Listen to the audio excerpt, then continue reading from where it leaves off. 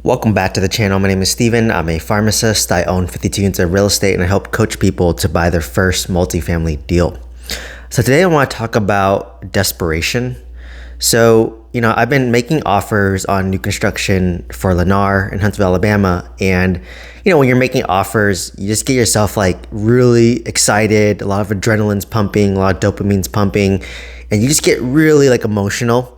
And I noticed that myself yesterday. I was meeting with a Lennar consultant for Huntsville, Alabama. I was on a three-way call with my property manager / realtor and the Lennar consultant, and I was on there, and they're just showing me a bunch of deals and communities that they had, and basically, what discounts do they have going on right now because it's the end of the quarter sale. So Lennar, they're forced to kind of hit their quarterly metrics. So at the end of the quarter, they offer big discounts to unload inventory because they want to appease their shareholders. So this is kind of a hack that you could use when you're buying new construction. You just wait to the end of the quarter, and that's when you get the best discounts possible. So basically, I talked to the consultant, and for me, I literally, they had at least 10 communities, and I told my property manager, okay, out of these 10, which ones do you like? And then, so basically, it came down to about 3 communities that she liked. The location was great, good school districts, near a lot of amenities that are attractive to people. And, she rents out a lot of properties, so she knows what the rents are and what tenants want and desire. So I narrowed down to 3 communities. And among those 3 communities, I was targeting mostly 4-bedroom, 3-bath, ranch style single family home. So it's only 1 floor because that's kind of the sweet spot. And the price range came out to be around probably $310 to $290.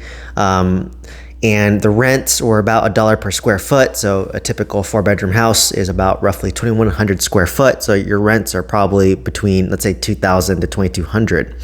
So, from there, what I'm trying to do is, so these properties are already discounted, right? So one property listed for $310, I think they gave it $20,000 off as a, end of quarter incentive.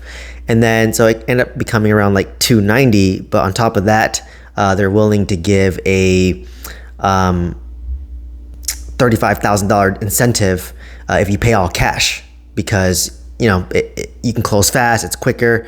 And so that's roughly about a 10 to 12% discount on top of that. So I think the price comes out to be around $260, roughly. So what I do is, okay, so basically if I offer all cash, it's around $260. And for me, I think the property will appraise at the original price of $310.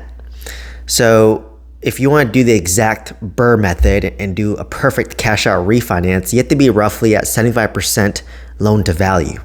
So if you do some math, sorry, I don't have math numbers popping up here, but if you take 310 times that by 0.75 for 75%, basically the cash out value is roughly around $230,000, let's just call it. So I can cash out $230,000, but I'm all in for about $260. So I would leave about $30,000 in the deal. And, to me, that's still a pretty good BRRRR. But in my mind, this may be a limiting belief. I think it's a buyer's market right now. So if I'm offering all cash, I want more than what their cash incentive was. So, they said the best they can do is $260 with the cash incentive. So I just said, you know what? I'll offer you $240 cash incentive. And I told my realtor / property manager, say, hey, I spoke with my wife. We think an offer of $240 makes the most sense. So we would essentially leave about $10,000 of our own money in the deal. And then I can get an asset where I buy off instant equity day one because, I bought for, let's say, $240, assuming they set my offer. And maybe it's worth closer to $300. So I'm making, $60,000 of equity, paper net worth, to be fair. So you don't live off paper net worth. But the property to rent out and, just assuming 7% interest rates for a loan of roughly $230,000, property tax is roughly about $100 a month, insurance is about $100 a month, HOA is about $25 a month, property management is roughly around 10%, which I can try to negotiate down a little bit. That would bring me to roughly about maybe $100 to $200 in positive cash flow, which isn't really much. So really that's just a reserve for CapEx, which should be minimal because it's new construction, or for vacancies, or for make readies when people leave. So call it a break-even deal. that I basically got for, $10,000 down essentially once I execute the full BRRRR strategy. So, every time, kind of from my experience, like new construction builders, they're not like super flexible. But on the flip side of the coin, like I was thinking about it, I was like, well, if I'm making a cash offer, like I want an amazing deal. Like at this stage in my real estate investing career, like I don't need like okay deals. I want amazing deals because I can stand put, never buy real estate again. Obviously sell some properties, deleverage my portfolio, pay off some debt. And I pretty much don't have to like work a single day in my life again if I don't want to, right? But that's not my current goals or objective right now. I'm still motivated to work, still motivated to build wealth. So I only want amazing deals, especially if I'm putting in like, a huge cash offer, because not many people could put huge cash offers like this unless you're a 1031 exchange buyer, or you're selling a business, or you just make a lot of income. So for me, I saw this on one rental at a time. Like if you're making all cash offers, like you want at least a 25 to 30% discount. So at my offer of $240 compared to the original price of $310, that's roughly a 22 to 23% reduction in price on a new build.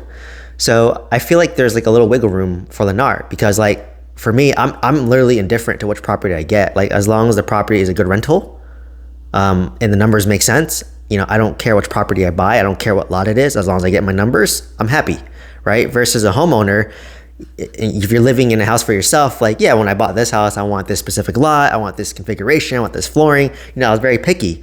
But as an investor, it's a different mindset. So like, I'm not desperate at all. So I just said, hey, like, if you guys want to meet your quarter goal, and I'm the last person that you need to sell to get your quarter goal, and I can offer you all cash, like, let's make something work. So, they kind of said 260 firm. I offer 240. Maybe they'll counter me at 250, and I'll make it work. That's fine. I'll leave $20,000 in the deal instead. And once we leave $20,000 in the deal, I'll leave 10,000 in. Christine will leave 10,000 in, and there you go. Like now we own another asset that cash flows. We didn't lose that much money, putting money in the deal. We have a property that I told her that we're going to own for at least 10 to 15 years, so that, once the new construction ends, these properties have time to, have principal pay down, have natural market appreciation as, all the building is done. Because I think there's overbuilding right now, which is shooting Lennar in the foot. And we don't plan on selling for at least 10 to 15 years, so that it can have that long-term appreciation. And Alabama is a affordable market, but still, like I remember Vegas 10 years ago, average home was $250, and now they're all for $500,000. So I'm banking on the fact that Huntsville, Alabama is the same thing, where everything's like around 250, 300, and maybe in a decade or 15 years, it might have doubled in value to like $500,000 to, 600,000. And then at that point, if I accumulate enough of these properties, I would, like, let's say I got 10, I would sell 5, use that 5 to pay off the other 5, and now I own these 5 free and clear. So that's kind of like the strategy that I'm going with. And, for me, I thought about it. I'm just like, and Christine was like, because I got too emotional, so I was like running it through Christine, and we slept on it, like we were talking about last night, and said, you know what, like it's not an amazing deal, but it's not a bad deal. And she was just kind of like, at this point, like our quality of life won't change either way. Like if we buy the deal, we don't buy the deal, so it's better just to buy an amazing deal. So I just said, okay, well, you're just revalidating my initial point of I make an offer that makes sense for me. Don't compromise that. Throw the offer out there, and there's, I have a few days until the end of August, and just follow up. Say, hey, offer still stands. What do you want to do? And maybe they want to get rid of it, or maybe they don't. So, because to me, I'm just like, a $20,000 discount for me makes it a good deal to an amazing deal. But for Lennar, because they're such a huge national builder, I don't think $20,000 is going to make or break them. So, if they're willing to work with me, I can buy a deal like this every single 2 to 3 months, right? Like I literally told them, like, if you give me my numbers, I'm going to buy it. I'm going to pull out my money, and then I'm going to buy another one, same way. So, and I'll wait for the next end of quarter sale when you're desperate again.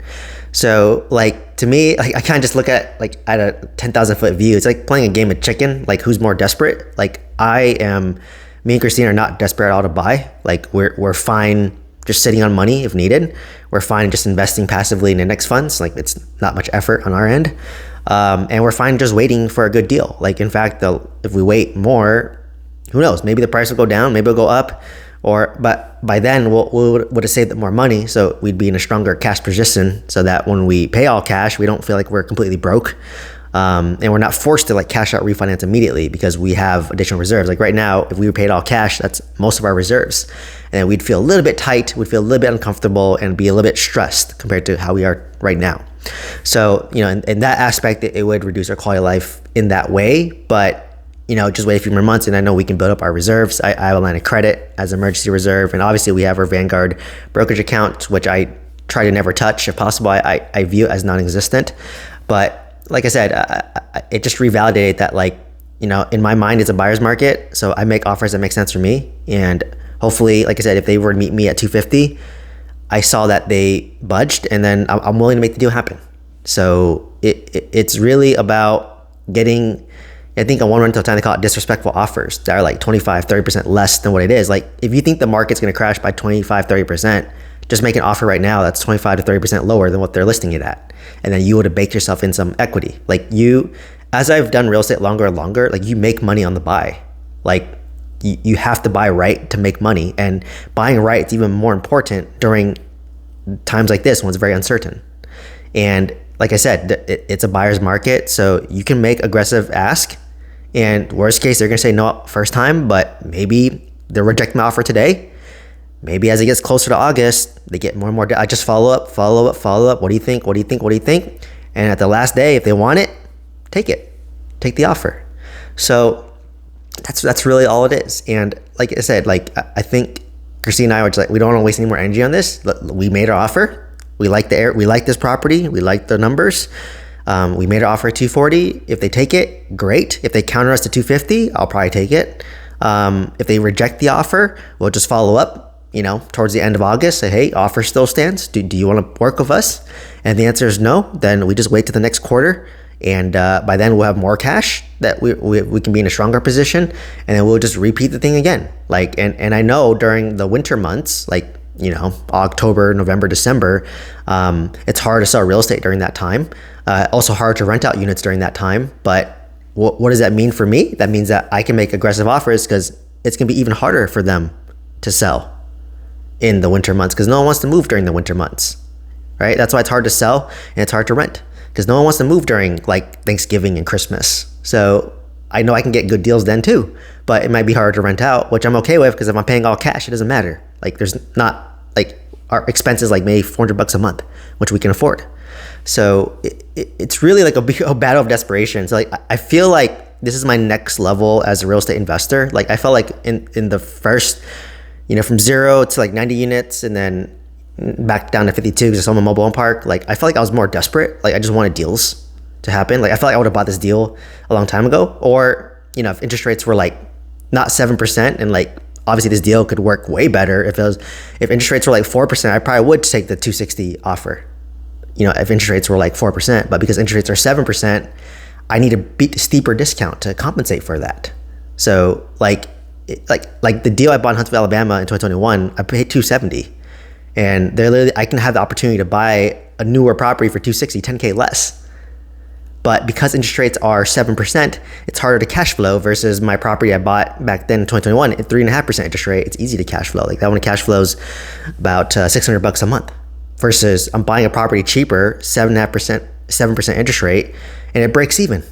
So for me, if I'm taking the risk of break even cash flow, I want to make sure that I'm buying it at such a deep discount that it makes sense for me long term. Because if interest rates lower in the future, I'm going to refinance and cash flow better. Hopefully rents go up, but rents have been going down because there's so much inventory, and a bunch of new apartments are opening up. So there's risk that I'm taking. So if I'm putting in all this cash that I'm risking, I want to make sure that I'm getting a good deal. So I think it's just like you said, validating, make an offer that makes sense for you, and then if they reject it, just follow up, and if they reject it, then move on to the next deal. Because there's so many deals out there. There's no shortage of homes being built in Huntsville, Alabama, by multiple builders, Lennar, D.R. Horton, all the big ones. So find the deal that works for you, has to hit your numbers, and be aggressive. Like, they already dropped the price by $20,000 for the quarter end. They would give me another $35,000 off for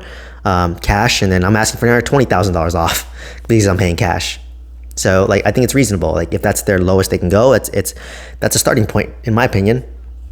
Once they give me the lowest number, they anchored. I have my anchor, so they want 260. I want 240. Maybe let's meet at 250. Or if they don't want to budge, I don't want to budge, then the deal doesn't happen. So, you just move on to the next deal. And it's really that track record and the follow-up. The next quarter, I say, okay, I'll be back during the next end of the quarter to make an offer. And hopefully you want to work with me. So, I'm hoping that my realtor, who has a relationship with Lennar, can make it work, and leverage that relationship, hopefully, to make it work. But otherwise, if it doesn't work, like, we're okay, like, walking away from it, and then just like you said, moving on with our life. So like I said, in this stage of my investing, like, I'm not desperate at all. I want amazing deals only, and I want deals that will I'll look back one day and be like, I'm so glad I bought that. So like I said, right now I'm not looking for doubles and singles in baseball. I want home runs. So at 240, it's a home run for me. And like I said, I'll pull my money and I'll buy another one. I'll buy another home run and buy another home run. And one day if this works and Lennar is willing to work with me, then I might be able to accumulate a lot more units in my portfolio of a bunch of new construction single family homes. And look back one day in 10 years and be like, oh, I'm so glad I made those disrespectful offers, right? So like, and bought it with instant equity, and if it does double in value, then you're gonna make a lot of money on these deals. So anyways, just wanted to share my mindset about being desperate. So when you're desperate, you become more emotional, and make the best decisions. So like for me, when I make decisions, I like to make sure that, number one, I ate. Number two, I slept well. Like, that's why the phrase "sleep on it." So I woke up with a clear mind, and then Christine messaged me saying, so what are we gonna do? And then I'll just just offer what makes sense for us. And if they say no, whatever, move on, and we'll try again next quarter. So it's really about consistency versus over intensity, and the power is in the follow-up. So anyways, hopefully you found value from this video. Let me know what questions you have.